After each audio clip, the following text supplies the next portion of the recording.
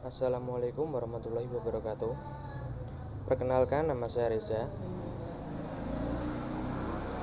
Saya dari Prodi Akidah dan Filsafat Islam YN Kudus. NIM saya 19302-1001. Pada kesempatan kali ini saya akan mempresentasikan tentang sejarah kerajaan Hindu Buddha yang ada di Indonesia. Yang pertama, latar belakang masuknya pengaruh atau masuknya ajaran Hindu Buddha ke Indonesia itu meliputi berbagai bidang. Yang pertama yaitu politik, ekonomi, sosial, dan budaya. Agama Hindu Buddha merupakan satu rumpun agama yang berasal dari daerah yang sama, yaitu India. Kedua agama ini merupakan agama tertua di Indonesia, masing-masing dengan pandangan serta ajaran teologinya yang berbeda.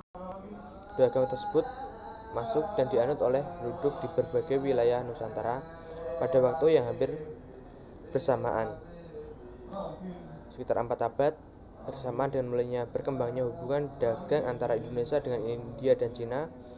Sebelum pengaruh Hindu dan Buddha masuk ke Indonesia, diperkirakan penduduk Indonesia masih menganut kepercayaan animisme dan dinamisme. Kita masuk ke pembahasan ya. Pertama, sejarah agama Hindu dan Buddha. Sejak ribuan tahun lalu sebelum Masehi, di India telah berkembang kebudayaan besar di lembah Sungai Indus. Dua pusat kebudayaan di daerah tersebut adalah ditemukannya dua kota kuno, yakni Mohenjo-daro dan Harappa. Dua kota tersebut merupakan kota pengembang kebudayaan. Pada sekitar tahun 1500 sampai Masehi, datanglah bangsa Arya dari Asia Tenggara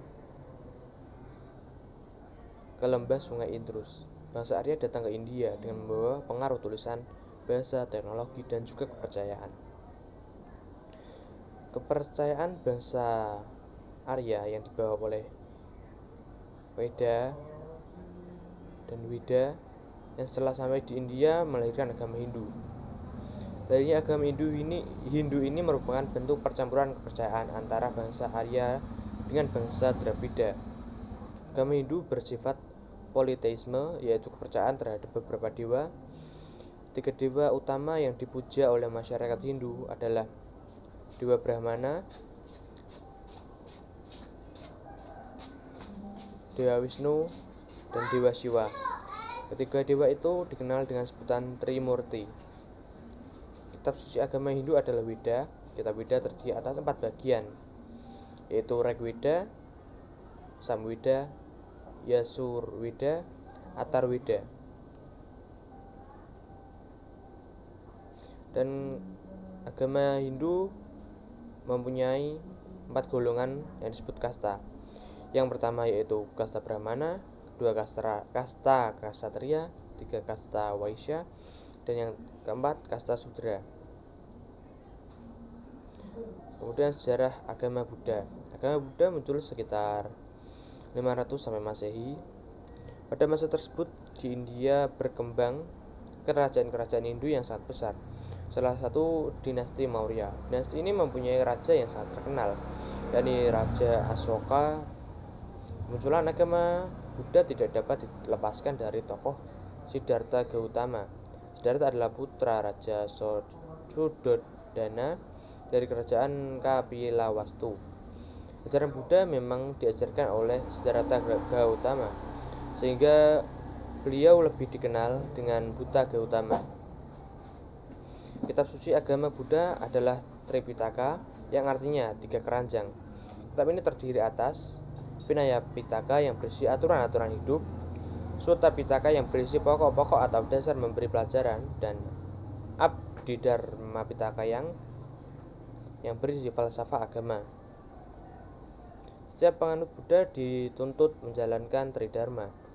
Yang pertama yaitu saya berlindung terhadap Buddha, saya berlindung terhadap Dharma, saya berlindung terhadap Sangha. Terdapat 4 tempat utama yang dianggap suci oleh Buddha. Tempat-tempat suci tersebut memiliki hubungan dengan Siddhartha. Keempat tempat tersebut adalah Taman Lumbini, Bodhgaya, Benares, dan Kusinegara. Kemudian kerajaan Buddha yang ada di Indonesia. Yang pertama yaitu Kerajaan Kutai. Kerajaan Kutai merupakan kerajaan Hindu yang berdiri sekitar abad ke-4 Masehi di Muarakaman, Kalimantan Timur. Diperkirakan kerajaan Kutai ini merupakan kerajaan tertua yang ada di Indonesia. Kerajaan ini didirikan oleh Kudungga. Diduga ia belum menganut agama Hindu.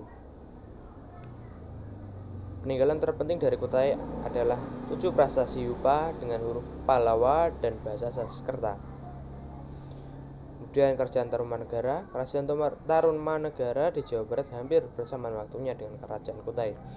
Kerajaan Tarumanegara didirikan oleh Raja Diraja Guru Jayasingawarman pada tahun 358, yang kemudian digantikan oleh putranya Darmayawarman. Lalu Maharaja Purnawarman adalah Raja Tarumanegara yang ketiga. Menurut prasasti Tugu pada tahun 417 Masehi, ia memerintahkan penggalian Sungai Komati dan Candraboga sepanjang 6.112 tombak, sekitar 11 km dari Kerajaan Tarumanegara. Kerajaan Tarumanegara ditemukan banyak 7 buah prasasti, 5 diantaranya ditemukan di Bogor, 1 ditemukan di Desa Tugu, Bekasi, dan 1 lagi di Desa Lebak, Banten Selatan. Prasasti tersebut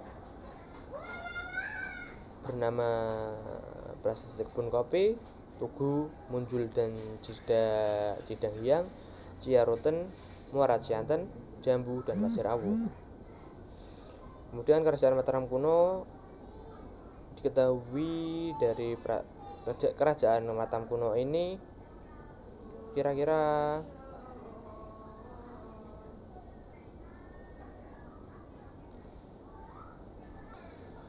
sebentar. Kerajaan Mataram diketahui dari prasasti Canggal yang berangkat tahun 732 Masehi yang ditulis huruf Pallawa dan bahasa Sanskerta. Dalam prasasti ini disebutkan bahwa pada mulanya Jawa diperintah oleh Raja Sana. Setelah ia wafat, Sanjaya naik tahta sebagai penggantinya. Sanjaya adalah putra Sanaha, putra saudara perempuan Sana. Prasasti Mantyasih yang dikeluarkan oleh Raja Balitung tahun 1907 daftar raja-raja keturunan Sanjaya sebagai berikut. Yang pertama Rakai Mataram Sang Ratu Sanjaya, kedua Sri Maharaja Rangkai Panangkaran, Sri Maharaja Rangkai Panunggalan, Sri Maharaja Rangkai Warak. Kerajaan Kediri. Pada era pemerintahan Airlangga kesulitan untuk menuju penggantinya, sebab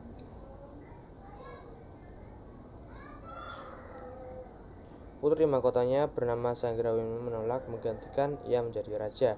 Ia memilih menjadi seorang petapa, maka tata diserahkan kepada kedua anak laki-lakinya, yaitu Jaya Negara. Kisah tentang kerajaan ini termuat dalam prasasti Banjarasan yang menjelaskan kemenangan Panjalu atas Jenggala dan prasasti Hantang. Raja pertama yang muncul dalam sejarah adalah Sri Jayawarsa dengan prasastinya yang bersangka tahun 1104 Masehi. Selanjutnya berturut-turut raja-raja yang berkuasa di Kediri adalah Kawasmara, Jayabaya, Sarweswara, Aryaswara, Gandrasrengga, dan Kartajaya. Kerajaan Majapahit. Setelah Kartanegara terbunuh oleh Jayatwang, Raden Wijaya membantu Kartanegara berhasil. Raden Wijaya menantu Kartanegara berhasil melarikan diri ke Madura untuk minta bantuan Arya Wiraraja, Bupati Sumeneb. Atas nasihat Arya Wiraraja, Raden Wijaya menyerahkan diri kepada Jayakatwang. Atas jaminan dari Arya Wiraja, Raden Wijaya diterima dan diperbolehkan membuka hutan tarik yang terletak di Sungai Beratans dengan bantuan orang Madura.